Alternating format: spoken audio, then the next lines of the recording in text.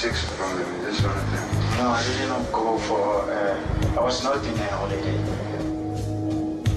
I was crossed. I was hit. I was aggressive. Strangle or beat them? No, I didn't beat anybody. Just strangle? Yeah.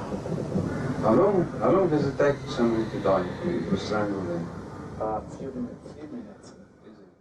Dikenali sebagai ABC Killer, iaitu merujuk kepada lokasi mangsa yang ditemui di kawasan Etheridgeville, Boksburg dan Cleveland. Moses Sitho telah menggemparkan Afrika Selatan di atas 38 tuduhan membunuh dan 40 tuduhan memperkosa wanita di antara 16 Julai 1994 sehingga 6 November 1995. Kebanyakan mangsa-mangsa Moses terdiri daripada gadis dan wanita muda. Kisah sisi gelap Moses bermula pada September 1987 apabila beliau didakwa atas tuduhan merogol seorang wanita berusia 29 tahun yang dikenali sebagai Patricia Khumalo. Pada waktu yang sama, beliau turut didakwa atas 3 lagi kes rogol namun menafikan jenayah tersebut. Bukti keterangan yang diberikan oleh ketiga-tiga mangsa rogol Moses telah mengheretnya ke penjara untuk beberapa tahun. Sewaktu berada di dalam penjara, beliau telah diserang secara seksual dan diseksa oleh banduan lain. Hal ini menyebabkan beliau menyimpan perasaan dendam terhadap ketiga-tiga wanita yang telah menyebabkan beliau dimasukkan ke penjara. Sebaik saja keluar dari penjara pada tahun 1993, Moses telah bertindak melakukan pembunuhan ke atas wanita-wanita yang mempunyai ciri-ciri atau mengingatkan beliau kepada ketiga-tiga wanita yang telah membuat tuduhan palsu sebelum ini sehingga dia dimasukkan ke penjara. Pada Januari dan April 1995 di Etheridgeville, 4 mayat wanita muda berkulit hitam yang dipercayai telah dicekik dan dirogol telah dijumpai oleh orang awam. Pihak polis telah memulakan pencarian bagi menangkap pelaku dan percaya bahawa pelaku masih berada di kawasan sekitar.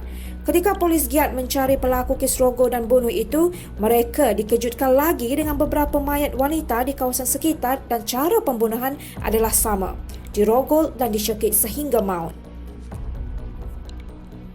Pada 16 September 1995 di Boksburg, satu lagi mayat wanita telah dijumpai dengan cara kematian yang sama. Penemuan mayat wanita ini telah membawa polis kepada satu kawasan perkuburan yang besar. Pihak forensik telah menemui 10 lagi mayat lain di mana kesemua mayat yang dijumpai menunjukkan waktu kematian yang berbeza-beza berdasarkan proses penguraian tubuh mayat. Pakar forensik telah membuat kesimpulan bahawa kesemua mayat yang dijumpai di Boksburg ada kaitan dengan mayat-mayat wanita yang dijumpai di Etheridgeville. Polis telah menjumpai beberapa mayat lain di Cleveland dengan cara kematian yang sama. Penemuan mayat-mayat di sekitar Etheridgeville, Boksburg dan Cleveland inilah yang menjadikan Moses digelar sebagai The ABC Killer. Satu demi satu mayat wanita dijumpai namun pelaku iaitu Moses masih lagi bebas. Pada masa yang sama, Moses telah menubuhkan satu organisasi perkhidmatan sosial palsu yang dikenali sebagai Youth Against Human Abuse. Tujuan penubuhan organisasi ini adalah untuk membantu anak-anak yatim atau anak-anak yang kehilangan keluarga untuk kembali kepada keluarga mereka. Moses telah membuka peluang pekerjaan sebagai operator panggilan dan ia hanya terbuka kepada wanita sahaja. Moses telah menerima permohonan kerja dari ramai wanita dan apabila tiba sesi temu ramah, beliau akan membawa wanita tersebut ke sebuah kawasan lapang. Apabila wanita tersebut leka dan tidak terdapat ramai orang di sekeliling mereka, Moses akan mengheret mangsa ke dalam semak lalu merogol dan membunuh mangsa. Setelah membunuh mangsa, Moses bertindak menelefon keluarga mangsa dan memberitahu bahawa mangsa telah dirogol dan beliau berasa sangat gembira bila mendengar pihak keluarga meraung kesedihan melalui telefon. Kekejaman Moses telah menggemparkan seluruh Afrika Selatan dan mendapat perhatian presidennya pada ketika itu, Nelson Mandela. Prihatin dengan kejadian jenayah menimpa rakyatnya, Nelson Mandela telah membuat lawatan ke tempat di mana mayat ditemui. Pada bulan Ogos 1995, Moses telah mengenali seorang jurugambar dan telah mengenalkan dirinya sebagai pemilik organisasi yang ditubuhkannya. Moses memberitahu jurugambar tersebut bahawa beliau sedang mencari rumah kepada kanak-kanak gelandangan. Akibat terpedaya dengan kata-kata Moses, jurugambar tersebut telah menolong Moses mencari rumah dan telah menemui sebuah organisasi yang menempatkan kanak-kanak yang dikenali sebagai Kids Haven. Ketika berurusan dengan Kids Haven, Moses telah berkenalan dengan seorang wanita, Rafina Mokotsi, seorang ibu tunggal yang juga pekerja dobi di Kids Haven. Moses telah menawarkan Trevina bonus dan gaji lumayan jika Trevina bersetuju untuk bekerja di bawah organisasinya Youth Against Human Abuse. Trevina tanpa berfikir panjang telah bersetuju untuk menerima pekerjaan tersebut.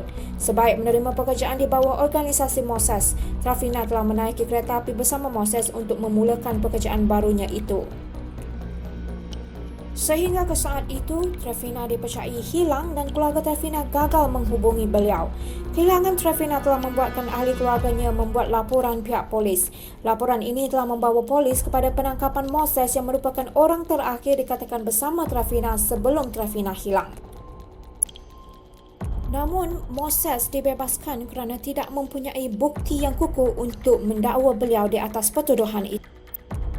Tanggal 2 Oktober 1995, Moses telah bertindak menelefon bilik berita Johannesburg Star dan panggilannya dijawab oleh seorang wartawan yang dikenali sebagai Tamzin. Moses memberitahu Tamzin bahawa dia adalah lelaki yang diburu oleh pihak polis kini kerana membunuh wanita-wanita tersebut. Moses juga memberitahu Tamzin bahawa motif pembunuhan adalah membalas dendam terhadap tuduhan palsu yang dibuat oleh 3 wanita yang menyebabkan dia dimasukkan ke penjara. Moses juga mendakwa melakukan jenayah ini bagi menunjukkan protes ketidakadilan hukuman yang telah menyebabkan beliau mengalami trauma. Bagi meyakinkan Tamzin bahawa beliau adalah pembunuh yang dicari, Moses telah memberi beberapa petunjuk lokasi mayat mangsa yang belum ditemui oleh pihak polis. Polis terus menjejaki nombor telefon yang diterima Tamzin bagi mencari pemanggil yang juga pelaku jenayah yang dicari-cari mereka. Sementara itu, polis telah mengenal pasti bahawa kesemua mangsa yang dijumpai sebelum ini telah hilang selepas ditawarkan pekerjaan oleh seorang lelaki. Polis terus memeriksa nombor telefon yang diterima mangsa sebelum mangsa hilang dan salah satu nombor telefon itu didaftarkan di atas nama kakak Moses. Polis terus menemui kakak Moses bagi mendapatkan maklumat lanjut. Pada 13 Oktober 1995, gambar Moses telah terpampang di dada akhbar dan juga di televisyen. Bimbang dirinya ditangkap, beliau terus menghubungi abang iparnya sendiri bagi mendapatkan senjata untuk mempertahankan diri. Abang ipar Moses bersetuju untuk memberikannya senjata dan telah membuat perjanjian untuk berjumpa di kilang tempatnya bekerja. Namun, abang ipar Moses terlebih dahulu menghubungi pihak polis. Moses telah berjaya ditangkap setelah cubaan melawan pihak polis dengan menggunakan kapak. Moses ditembak di kaki dan juga di perut, namun beliau terselamat selepas menjalani rawatan selama beberapa hari di hospital.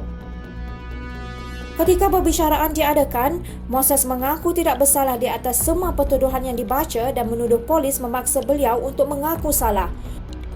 Walau bagaimanapun, pada 4 Disember 1997, Moses akhirnya didapati bersalah atas 38 tuduhan membunuh, 40 tuduhan merokok dan 6 tuduhan rompakan bersenjata. Moses telah dijatuhkan hukuman 2,410 tahun penjara tanpa kebenaran parol untuk tempoh 930 tahun. Moses kini menjalani hukuman penjara di bahagian C-Max di Pretoria Central Prison yang merupakan penjara keselamatan tingkat tertinggi di Afrika Selatan.